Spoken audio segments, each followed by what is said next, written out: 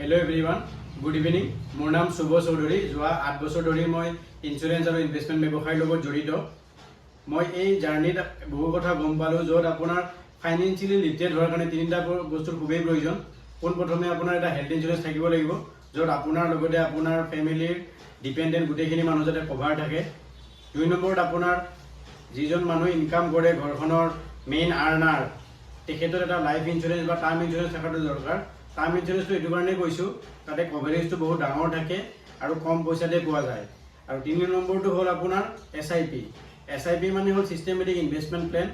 আপোনাৰ per day 100 টকাৰ পৰা ষ্টাৰ্ট কৰি মান্থলি 1000-2000 পৰা আপুনি যিমানখিনি সামৰ্থ্য অনুযায়ী কৰিব পাৰে।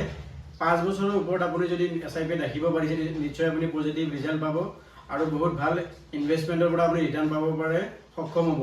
আৰু আপুনি তেতিয়াহে ফাইনেন্সিয়েলি ইণ্ডিপেণ্ডেণ্ট হ'ব পাৰিব যেতিয়া এই তিনিটা বস্তু থাকিব। তাৰ যদি এটাও নাথাকে, আপুনি কোনোবা নহয় কোনোবা ফালৰ পৰা আপোনাৰ ফিউচাৰত প্ৰব্লেম হ'ব পাৰে। সেইটো কাৰণে আপুনি এই তিনিটা বস্তুৰ দ্বাৰা আপোনাৰ নিজকে ফাইনেন্সিয়েলি লিটাৰেট কৰি ৰাখক আৰু ইণ্ডিপেণ্ডেণ্টলি আপুনি এই পৃথিৱীত চলিব পাৰিব। ধন্যবাদ।